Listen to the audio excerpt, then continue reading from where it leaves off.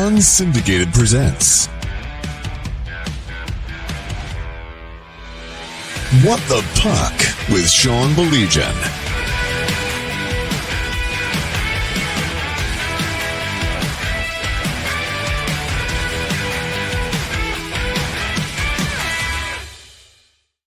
I wish we had better things to talk about, but the playoff chances are dwindling. Let's be honest. And unless, Mike, the Wings win all 8 games in a row to finish this season, they'll finish with less points than they had last year as well. We'll get to all that. Look at the playoff picture. Maybe we're sleeping on the Blues. Maybe tomorrow, Ovi breaks the record. Hi, Man Bunch Chris. Is that it? Man Bunch Riss? Man Bun Chris. Man Bun Chris. All right. Something like that. All right. Mike, congratulations to Sebastiano Iavasile for committing to Northwood to play hockey there. That's awesome. Yeah, he's going to do a little business school out there and see if he can play for the Timberwolves out there in the Midland area. So pretty cool. You know, he got back from Canada about a month ago and he made up his mind. He wanted to go to school and start his adulting, Sean. So he's in for a world of hurt. No, you know what? Congratulations. That is a really cool campus. I'm very familiar with it, having gone up there multiple times with Wayne State. It's a beautiful campus up there in Midland. Former Brighton Bulldog Cameron Duffney also heading up there as well. I love to see these high school kids move on, man. I wanted to give it. Well, obviously, if people haven't put 2 and 2 together, you're never going to believe this, but Sebastiano and Mike are related. You're never going to believe that, but they are related. It's his son, and a heck of a hockey player. Mike, congratulations. I wanted to say that publicly. Thank you. It was pretty cool. Also, I when Sebi came and said that he had been talking to Duff, and I'm like, well, that'd be good because we see him around the rink, and we had wondered if he was going to put those skates back on and where it had happened. It looks like he is also going to be a Timberwolf. So pretty good day for Michigan high school hockey. Mike, where are the Detroit Red Wings at right now? And I'm not just talking about this year. It would be a Detroit Tiger-esque miracle for them to make the playoffs at this point in time. You can't say that it's completely impossible. I mean, I think the Tigers proved that last year. But there are a bunch of variables that have lined up, including other teams picking up huge wins recently. I won't mention any names, but some teams picking up huge. Where are the Red Wings at right now? And Mike, I think you know what I'm saying. I'm not just talking about right now, April 2nd, 2025. Well, the first thing is people have to be honest with themselves. As you say, some teams such as the Habs had some big wins. Now, if they would have had those big wins within the last week and a half, we would have been having this talk last week because the Wings would have been out of it with their losses. They were very fortunate that not only when they went 3-7, everybody else said, hold my beer. We're going to go 3-7 too, right? Watching that game last night, Sean, I'll pull your line. You always tell me, I don't know if you watched all of it because it's late at night and I'm sleeping. I don't know if you caught the entire game. I'm going to tell you what, I don't know why I caught the whole game. That was awful hockey.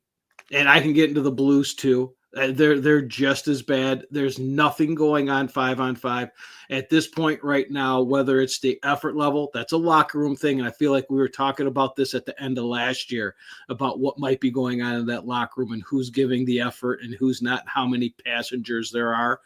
They're hurting, Sean. They are absolutely hurting. 5-on-5, shorthanded. If they don't have the extra man, there's absolutely nothing going on in that game. And I'll take my hat off to Cam Talbot. These goalies who we are saying are average goalies are holding them in there. You know, the crazy thing about it, too, is number one, we'll get to the Blues in a second because they've won 10 games in a row. I've seen them a couple times in that stretch. They looked really good. They looked really average, but 10 wins is 10 wins. Mike, the elephant in the room, I cannot believe how poorly Dylan Larkin has looked for about, well, really since the Four Nations. Are you seeing the same things that I'm seeing? I think my radar went up when Coach McClellan called him out a few weeks back.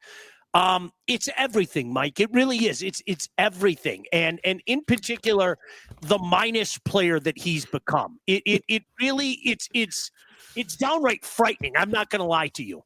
And we're on the same page. So as you have many group texts going through the day, I've got group texts going through the day, and all last night it was absolutely pounding Dylan Larkin to the point of, is he even dressed? Why is he dressed? And in that same thread this morning, it was this afternoon, 2:18 this afternoon, Larkin's breakdown since the Four Nations. This was a text I just got. Since Four Nations, 19 games, 12 points and a -12. Last 6 games, 2 assists, -7. That's atrocious. And the you're starting to hear the cries of maybe he's planning for the World Championships or the Olympics. And of course, I had to call him Captain America. Stuff coming out there that he's learning a hard lesson here, but you can't avoid it. When you watch the game, it's just not happening. No. Dave said, man, laughing last night when that happened. What the bleep? New slate this offseason with Coach and Yzerman. Then he said about Larkin looks below average. I'm going to take you back to a year ago, right around this time. And I think you'll remember this conversation, okay? Because you and I did what not a lot of people like to do. And we actually were factual. And we actually backed up our premise with actual stats and variables and everything. But do you remember it was about a year ago at this time where we talked about Dylan Larkin, and I said I'm getting so tired of being killed for this, okay? And our mutual buddy Blake would always, why do you hate Dylan Larkin? And I would always say the same thing, okay? I'll take him on the team. I will. I like him on the team. We can talk about how much money he makes. That's a conversation we'll save for a different day. Just don't ask me to call him something that he isn't. Do you remember when we had that conversation? We've had that conversation many a times, yes. And do you remember what we did? We looked at all the one centers in the National Hockey League. And I almost want to do it again tonight, just on principle. And I could go down the list of all the 1Cs around the National Hockey League. And I'm going to ask you, you don't even have to be honest with me. You don't even have to be honest with Mike. You honest to God, tell me who you would take Dylan Larkin over. And I'm not, Mike, I'm not being funny. And part of the reason why I'm bringing this up, and if you want to call me a slap dick, you want to call me a hab slap, you do whatever you want. Nick Suzuki or Dylan Larkin, go. Like, right? Right? And it was funny because Nick Kyprios got a lot of shit last week. I don't know if you saw this, where he was talking about Nick Suzuki isn't a true 1C. Which, okay, whatever. I'm not gonna kill the guy for it. I disagree with him, but whatever. Okay, if Nick Suzuki isn't a true 1C, what the hell does that make Dylan Larkin? We've had this conversation before. I think people are generous saying too. Now, let's go back a couple of months. He was earning his contract in the beginning of this season, and the way the game was going along, and I like the way he's playing. He's crashing because he's being asked to do what he can't do. And if he was just in a position, and this is where Yzerman's got to look at it and bring guys in to put him in that position where I like him at 2, okay, fine. I like him at the 3. But that's my opinion. Fine, whatever. Let's see. Now might be the time to trade the captain. Wow. I haven't seen many people suggest that. David, you know what? There's value there. I'm not and again, this is the strange dichotomy about Dylan Larkin, and this is why I oftentimes say people hear what the bleep they want to hear, okay? I like Dylan Larkin. Mike, do you like Dylan Larkin? I like Dylan Larkin. Don't ask me to call him something he's not. Yeah, that's it. That's like, I'm sorry. I think that 1C is something special. I really do. I think that 1C should be providing a lot more on both ends of the ice than what Dylan is. And that doesn't mean that I dislike him. That doesn't mean that I'm dogging him. I'm speaking factually. David said 14 all day. Jason said even Marco is outplaying him right now. What do you think about Marco, Mike? I'm intrigued to get your thoughts. I don't think you and I have talked about him. I like it. I like him. I mean, he was falling trapped to the usual wings trap where he comes up and he's put in like a 4 or 3, so you're not going to see much. Through some injuries and stuff, he got that opportunity to move up and be on that top line. I like it. I like the spark that he has when he gets the puck, possesses the puck. He can do some things. He's moving forward. He's young. He's learning the game, but I really like where he's at. Ray said Larkin role on the USA 4 Nations is where he would be on a good team. He's just a first liner because of the Wings lack of depth. And Ray, I think you and I were talking about this earlier. Was it you and I, Ray? I don't. If Kyprios is going to call Suzuki a not a 1C, well, what does that make Larkin a 4C?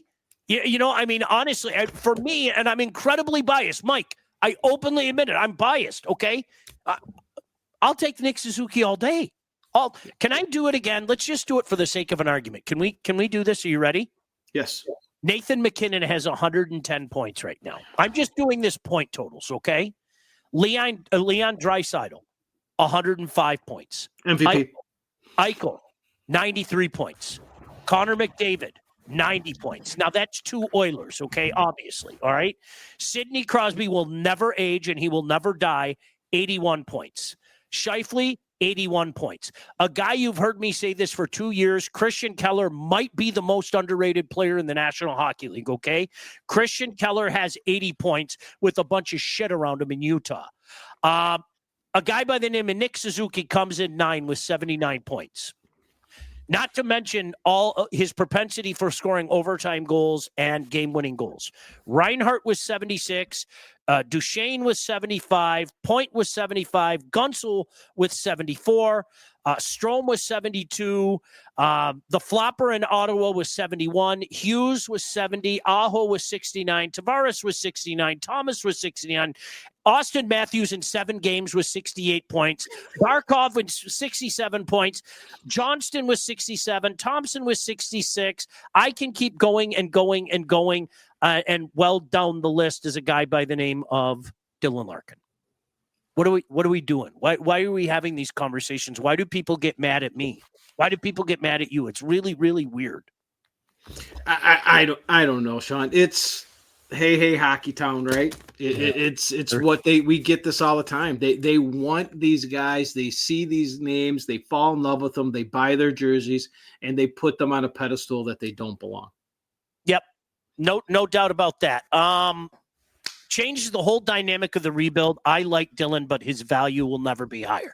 Let me repeat what I said at the beginning of the show before I throw this at you first, Mike, because I think you and I have had not vastly different opinions, but different opinions on what is going on with the Red Wings right now.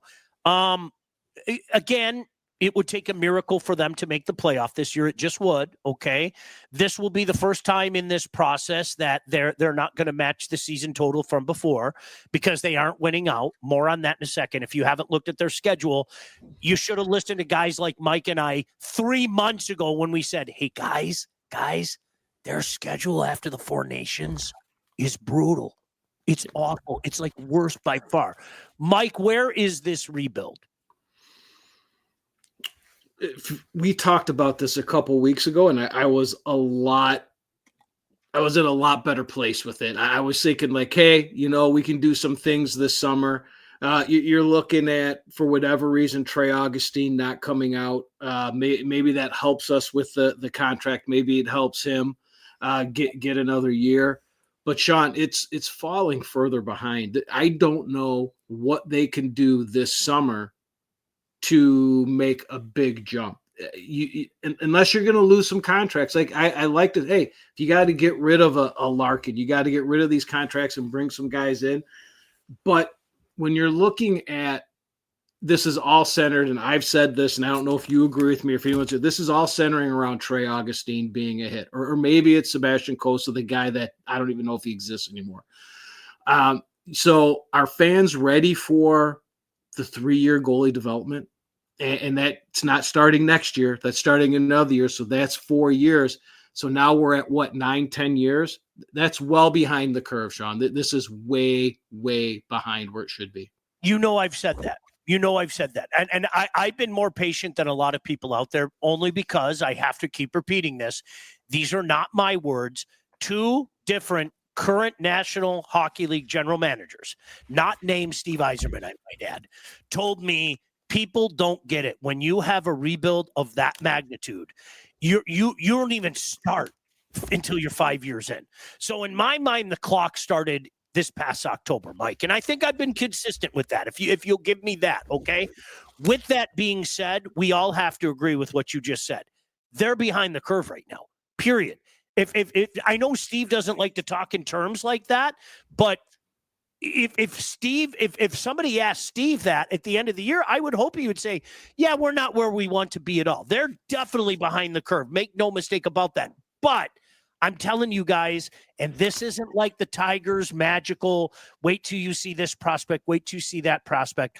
There are a lot of talented players that guys like Mike and I have seen that are soon going to be with this team.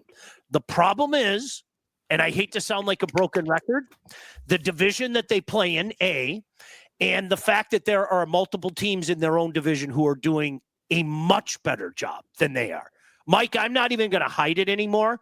Montreal is so far and ahead of Detroit right now, and considering they started in 2022, it's kind of scary how far ahead they are in terms of where they're at in the standings, and quite frankly, what they have coming up as soon as next year.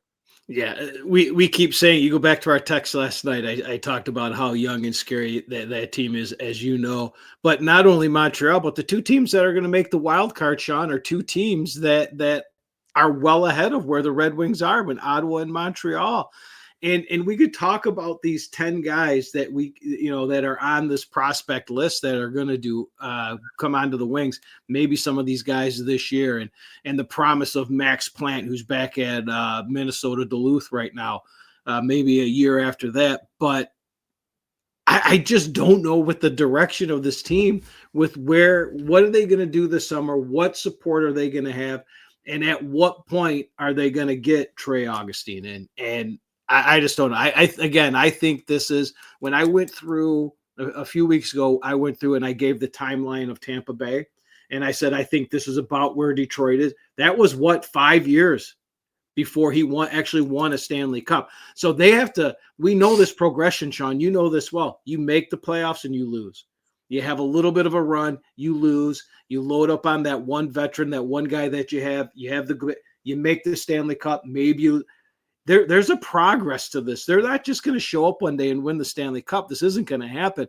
This has got to scare the living bleep out of Red Wings fans. And I hope those that don't ever question Steve Yzerman are starting to question what the heck are we doing, Sean? We're not even in the Ben Bishop era of the Tampa rebuild. We aren't. We're not even in the Ben Bishop era, because I'm convinced. I've said this for a couple of years. I think it will be Kosa for a couple of years until Augustine takes a job. I firmly believe that. I stand on that today. I have no problem saying that. That's an opinion, by the way. That's not. I want to make that crystal clear. So we're not even in the. This is where I have to defend Steve Yzerman, though. The one thing that he didn't get a chance to start with here in Detroit was Hedman and Stamkos. Oh yeah. That's the one thing that let's see. Ray said being the captain in Montreal is harder than being the captain in Detroit. Suzuki is doing what they need. Scored with 9 seconds left yesterday, and then 29 seconds into overtime. He's got 8 game-winning goals now, 25 goals, 54 assists. I mean, he's really having a year. Playoffs are a must next year. Let Sebastian play as well. It would be in their best interest if that was their starting goaltender eventually next year, Mike. Eventually. Can I say that if that happens, I then see some things that are happening. The fact that he has been around, Sean, and I've never seen this. I don't know about you. I've never seen this when they've had this goalie that people have talked about. And he doesn't even have a start, Sean. Everybody gets a start. They come in, they let them get their teeth wet, they send them back. We see how these goalies work, and it takes a while to get them in there. It's very rare that they just take off at a young age. He's been in and around and called up, and he has only sniffed the net the one time where, he gets what? He replaces a guy. I could, if they actually starting him, and we can see that progression into him being the Ben Bishop before the Vasilevsky, I'll start to get back on. But I am falling off this train real fast. Isn't it funny, Mike, how let's be honest, you and I grew up in an era where if a team didn't like their goaltender, they just said, we're going to throw the rookie to the wind and see what happens come playoff time. Boy, I can't imagine a scenario where you see that again. I thank God every day in the 86 playoffs they did that. Patrick Waugh had a very underwhelming regular season. Trust me, okay? Very underwhelming regular season. And all of a sudden in the playoff, it's like, what the hell happened to this guy? And we know how that worked out. He was a youngest Conn Smythe Trophy winner ever. Cam Ward came close, but wasn't able to supplant him. Let me get a read in because, boy, Mike, it's almost like you and I can just sit here and bullshit about it. Really, really kind of weird. I never thought we could do that. Hey, if you're ready to take charge of your financial future, look no further than the Wealth Advantage Group, located in historic downtown Northville and owned by those two guys right there with over 20 years of industry experience. That's Mike Husak on the left, Jeff Husak on the right. Jeff Husak loves him some Oilers, by the way. These guys offer you personalized expert guidance to help you navigate the complexities of financial planning. Now, whether you're saving for retirement, you're getting ready to sell your company, you're already in retirement, they can help guide you through every step of your financial journey. They work with clients throughout all stages of life and have clients in over 20 different states. Look, the investment world is a complex one, so if you're ready to start taking your finances more seriously, it might be time to work with the experts. Reach out to my friends at the Wealth Advantage Group at 248-773-8574 or check out their website at www.thewealthadv.com. Mike, the countdown continues. When is the record going to be broken? Because clearly Lane Hudson is going to break the rookie scoring record for defensemen, held by a guy by the name of Larry Murphy. Were you aware of that, Larry Murphy? Yep. Yeah. No, I watched the game last night, so that's how I became aware. But I can't say that I just knew that off the top of my head. Yeah, so he's unbelievable. I said as recent as a few weeks ago, I thought he should win the Calder, but I didn't think he would because of Celebrini. I've changed my mind, Mike. When you have a season of this magnitude and you're breaking records that have stood for 45 years. I have a feeling that Lane Hudson is going to win the Calder Trophy. How much consideration will the kid in Philly, Mitchoff, get? He should. Lykoff. Yeah, he should. Just wait till you see Demidov next year. Yeah, he's even better. There I am going slappy. We need the all draft pick decor that's cooking in the system. It's funny. Both Montreal, I'm not that familiar with Ottawa's, but both Montreal and Detroit just have a shitload of really good defensemen in the system. It's kind of weird how that works out. If Detroit had traded Sebastian and a first to Boston for Ullmark, would they be in Ottawa's position? Somebody else posed that question. My exact sentiment, Mike. No. First of all, I don't think the guy's that good. I don't. I'm sorry. I just don't think he's that good. All right. I think he's been placed on a pedestal, and especially fans here a couple weeks ago saw him when he was good. Ullmark. This team is lacking. We can all say that this team, Mike. This team is lacking. They're lacking defensively. They're lacking up front. I don't want to say they're Charmony soft, but they're soft. I don't have any problem saying it. This is a soft team. I think this team is lacking and not something that he would have fixed. One man. No. When I said, I question what's going on in that locker room like we did last year, and it was a little bit of a different talk last year. When I say that this year, I just don't think there's anything in that locker room.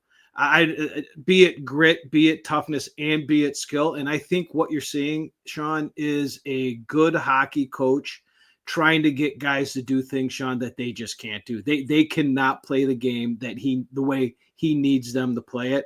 And I don't care who's in that. I really don't. It's just that Ullmark, whoever. It's just not going to happen. This is not a good hockey team. Watch some games. I'm watching, as we're doing this, I'm watching the Washington-Carolina game here on Ovi Watch here. The skill in this game is disgusting. Is there another scoring mark that might be broken, Mike? I'm sorry. Another one? No? Huh? What? But like the skill in these games, like watching that game last night, I wanted to pull my hair out, the little hair that I have, because it was just so bad on both ends. But just watching this game, the skill that's going on is so good. Dave said Raymond, they would be close, but they still have Hall, Comfort, Petrie, Gustafson. Ray said Tigers, Lions, Piston rebuild going better once they got the right coach. Did they take too long to pull the plug on Lalonde and give McClellan a full year? I'm sorry. I'll say it again. I think I said it pretty early. I don't think he should have ever been hired. That was a mistake by Steve Yzerman. And I know a lot of people around the league felt that way, that he was a specialty coach. That's what somebody told me, Mike, when I was on the phone when you were over the house, those many years ago. Somebody who I trust, and I think that's exactly how it played itself out. Now, I don't know if the McClellan effect would have them much higher, but would they be better? Yeah, they'd be better. But how much higher? I don't know. You know, I still don't think. David has an interesting. If Augustine does not sign with Detroit, we are screwed. Mike, I was drop dead stunned. And I know a lot of other people. I was down in Toledo last weekend, as you know, and I was around the team. And I think a lot of people, by the way, shout out to our boy Joey Larson for signing with the Islanders. Mike, you and I are going to an Islanders game. You don't know that yet, but we are going to an Islanders game, which is really cool. Joey, really proud of you. Way to represent. It wouldn't be the first time I have lunch with your coach. Just let him know that his old buddy Sean in Detroit's going to ask him for lunch again. But no, Mike, all jokes aside, it was a foregone conclusion. It was, I mean, that's usually the way it goes. A guy gets a couple of years. All right, we're going to bring Sebastian up. Well, we'll see what he can do in the AHL. He said he wanted to stay, and the Red Wings were cool with it, and that's that. I was shocked, although I haven't seen it yet. The word is Jacob Fowler's going to sign with Montreal. I'm surprised it hasn't happened yet. I mean, maybe in the time that we've been on, he signed, but Jacob Fowler was going to sign with Montreal. He got his 2 years in at BC. I honestly, my jaw dropped. I thought for sure that was Trey Augustine's last time in the Spartan uniform. Yeah, and when we saw the backup goalie hit the portal is when we started talking about what's going on here, and then the next thing you know, he stays. We had this conversation. We've been talking about this, that this was going to be the year. Now, what changes when you lose in the first round in a shocker of a third period in the NCAA tournament? I don't know how much that played into it, but again, like I said, it's another year, because it really is hinging on this kid. And if he is what we think he's going to be, you're going to hold on to that entry-level contract as long as you can. And so by him staying and developing another year in that program and not being in Grand Rapids, ticking away with his contract, gives us a little bit of a break and gives Steven of the year to see if he can actually make up for the summer he had last year. Skydog said, good thing we got our 4. Why? Because 2008 will prove to be the last time I saw a Stanley Cup champion in Detroit, especially as long as cheapskate Chris owns the team. There's 2 things to that. Number one, I cannot believe that was 17 years ago. I cannot, like, Mike, and I vividly remember watching the first round with you in your basement against Nashville, and you and I looking at each other and going, they're going to lose this series. And then if you remember, they yanked Hasek and put in Osgood, and everything changed. So that's number one. And number 2, I cannot believe that the Red Wings have the second longest non-playoff streak in the National Hockey League. That's unbelievable to me. After all that success from 90-91 all the way to 2016, I cannot believe it's the Buffalo Sabres number 1 and Detroit Red Wings number 2. I mean, it really is amazing. Yeah, the fact when you said that 17 years, it kind of hit me. You don't think about it being that long. It doesn't seem that long ago. And it's just how things have changed, where now you're expecting playoffs out of everybody but the Wings. Yeah. It's weird. That is nuts. Hey, when it comes time to getting yourself a house, whether you're buying, selling, oftentimes both, you need to contact the right agent. Who do we recommend? This lady right there, Lindsay Broadwell. Your house is probably the biggest investment you will ever make, and that's why you need a pro. Lindsay grew up on the mean streets of Northville and has expanded her team all over Southeast Michigan. She's an expert in all facets of the business.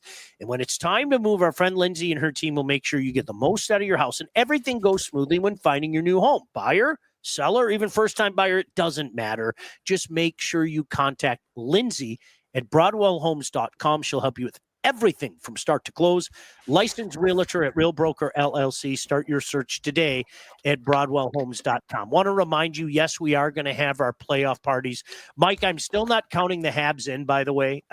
You need to know that. I'm not counting them in with the Rangers on their tail and Columbus on their tail. I'm still not counting them in. But we will have, I think the first Saturday the playoff action starts, unless the Habs start. Nobody's allowed over my house when the Habs are playing.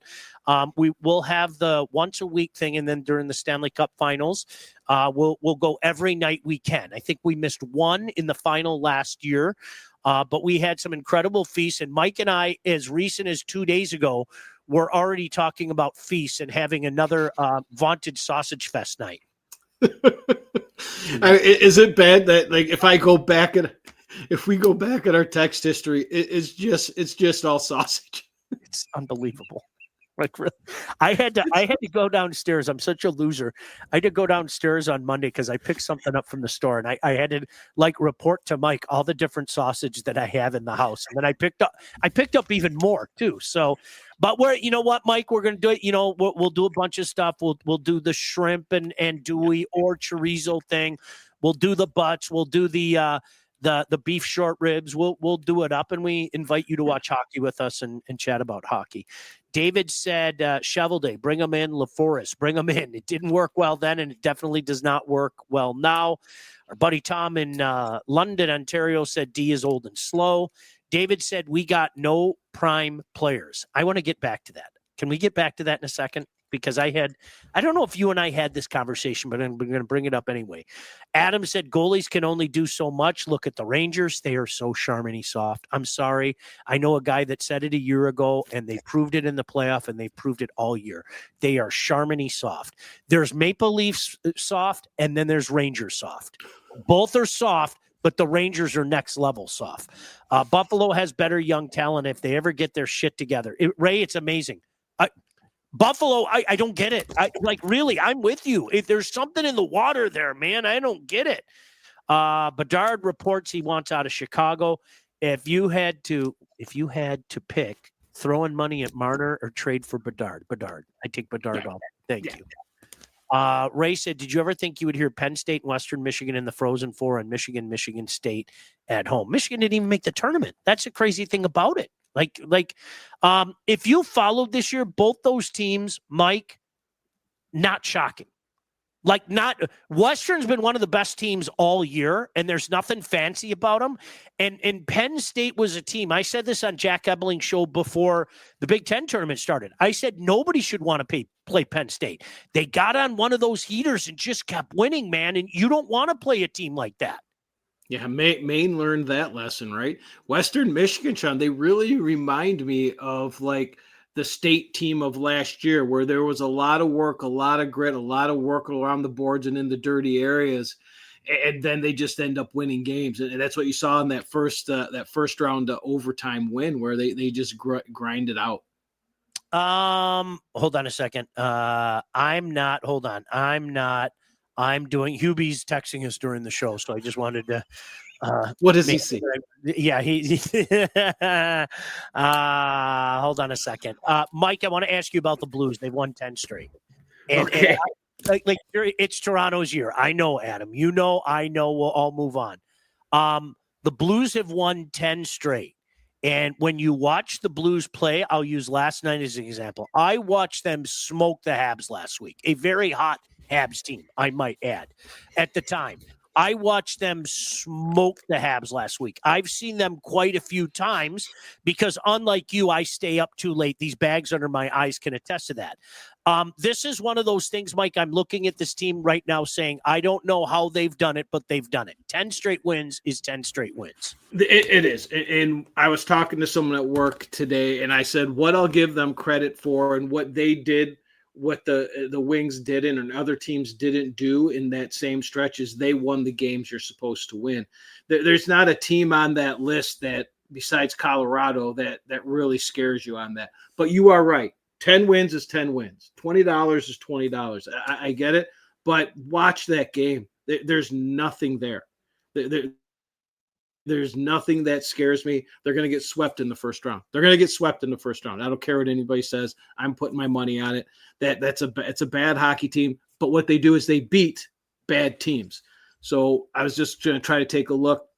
They got Colorado, Winnipeg, Edmonton. There's nothing even to end the season. They may not even end up in the position there because they're going to be bad hockey teams. They play well. That's what I'm going to leave it at. They play well. They're playing well for their coach, a guy that got fired and is going to be in the running for Coach of the Year.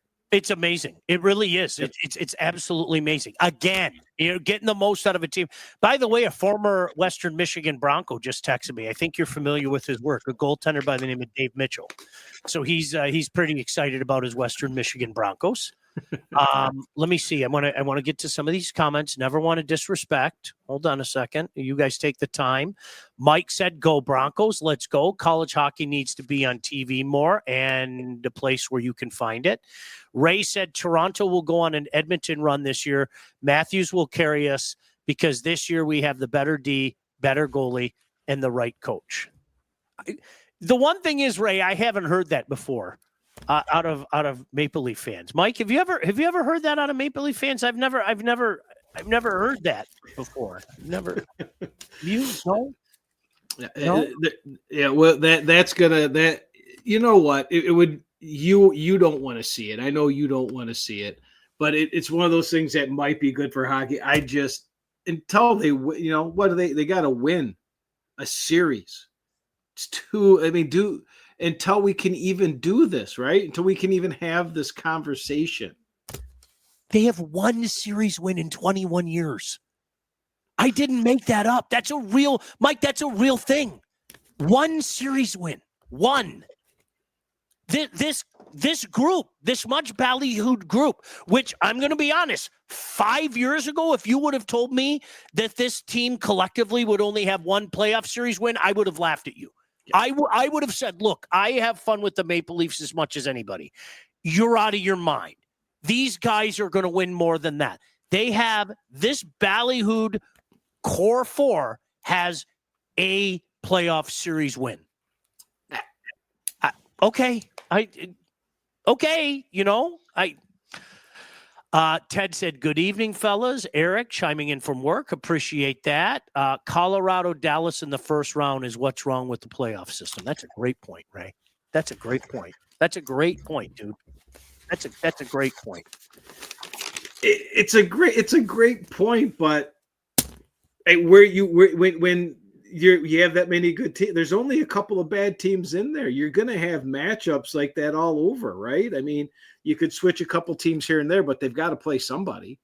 I mean, come on. I love the first round of the playoffs. Yeah. Mike, I say it all the time. When we were kids, the first round of the playoffs were awful. It was so uneventful. It really, really was. Few and far between did we see the massive upsets. More often than not, we saw series wins after 4 or 5 games and every first round of the playoffs is magical now. I absolutely love it.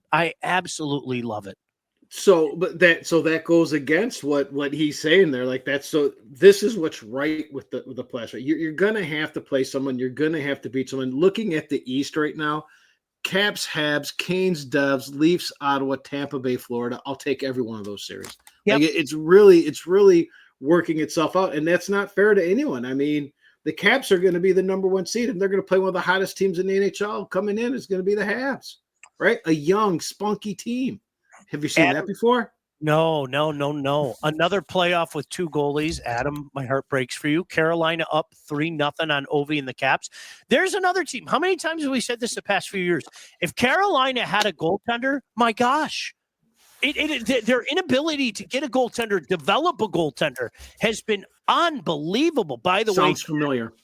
Yeah, Ted, I'm keeping an eye on what's going on with your Saginaw Spirit. That series is 2-1. Saginaw with a huge win in overtime the other night after giving up 17 goals the first two games. Mike, did you see that? Erie put up 8 and 9 in the first two games of that series. Jeez, oh, Pete, man. Unbelievable. All right, I got to do a read. Hey, did you know that thousands of Metro Detroiters have already called Legacy Partners to get help with their home and auto insurance? Our friends at Legacy Partners are one of Southeast Michigan's top independent insurance agents. They provide a full-service, one-stop solution for all of your insurance needs, personal and business, large and small. Legacy has helped our listeners by fixing mistakes other agents have made, asking the right question to get the right coverage put in place to properly protect you.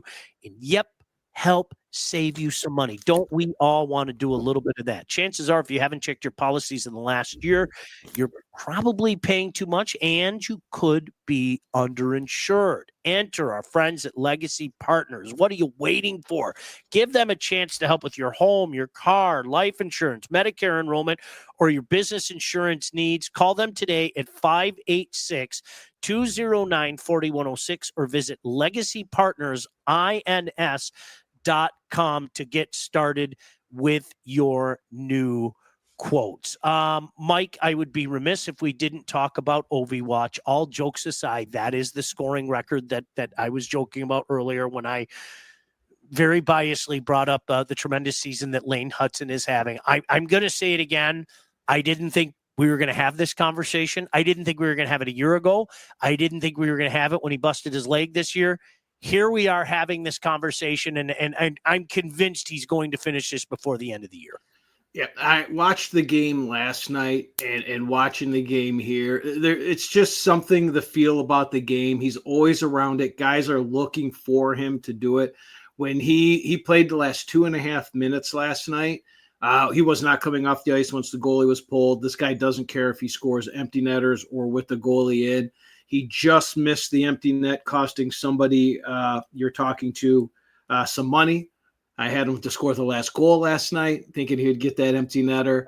But watching the game, I said he's just around it more than usual. Like there's something special going on. And if I'll be shocked, actually. Before we were shocked if it did happen, especially with the broken leg.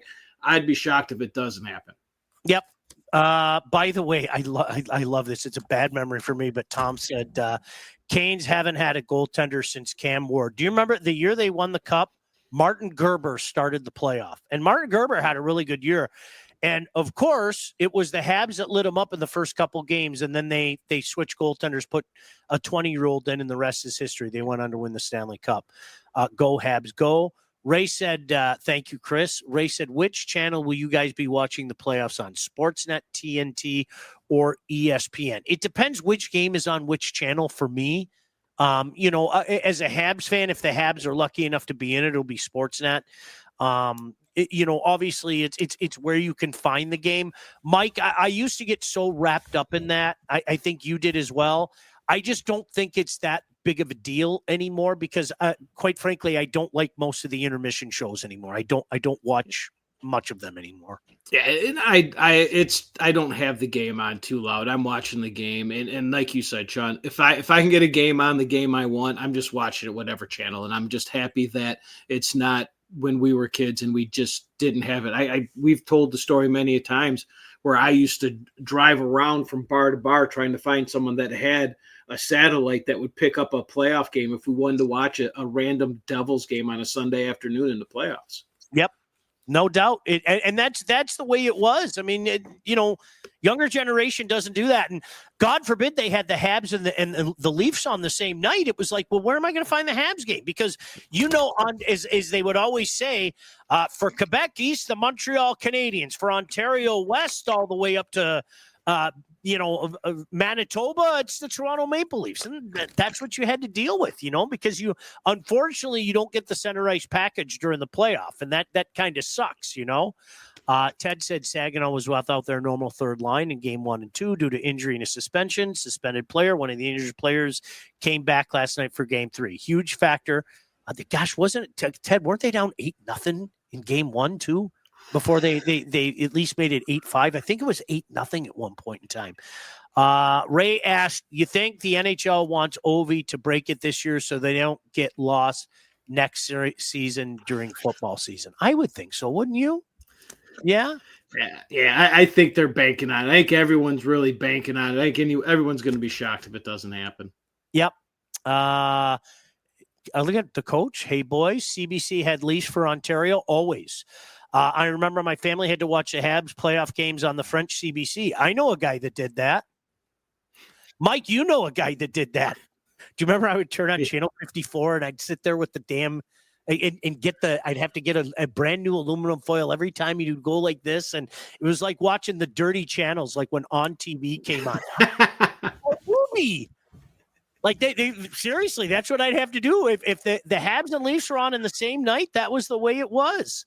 No doubt about that. Mike, anybody jumping out to you before we get out of here tonight? Anybody that we're overlooking or anything like that? For what? What's that, sir? When the playoff starts, is there somebody that we're not talking about? I think that the team that is going to be sneaky is going. I said it last time when I said A, it's going to come out of Florida in the East, and B, in the West, it's going to be Edmonton. Well-rested Connor McDavid. We've seen the last 2 nights what a well-rested MVP Draisaitl can do, scoring goals and leading that team to victories. I think that team's just sitting there under the radar. They're going to beat my Kings again in the first round, and it's going to make me cry. But something that jumps out to me, Sean, is Tampa Bay. When will they quit it? Stop it. And I'm not mad at it because as much man love as I throw on Nathan McKinnon, my favorite player, I think, is Kucherov. I love Kucherov. I love watching him, and I love when he goes Kucherov and gets thrown out of games too. It's even better. But where Tampa has gone the last couple of weeks, they're out of their mind. Florida's going to be in trouble in that first round if they don't get their crap together and don't get healthy. I agree. And Mike, I'll call myself out, right? I thought earlier this season, I made the comment, Tampa has begun their initial descent. Mm-hmm. They were, if you remember, I said Boston's already on their way down, and Don Sweeney knew that and blew it up. So I have no mercy for them, and I hope the Habs beat them by 7 goals tomorrow.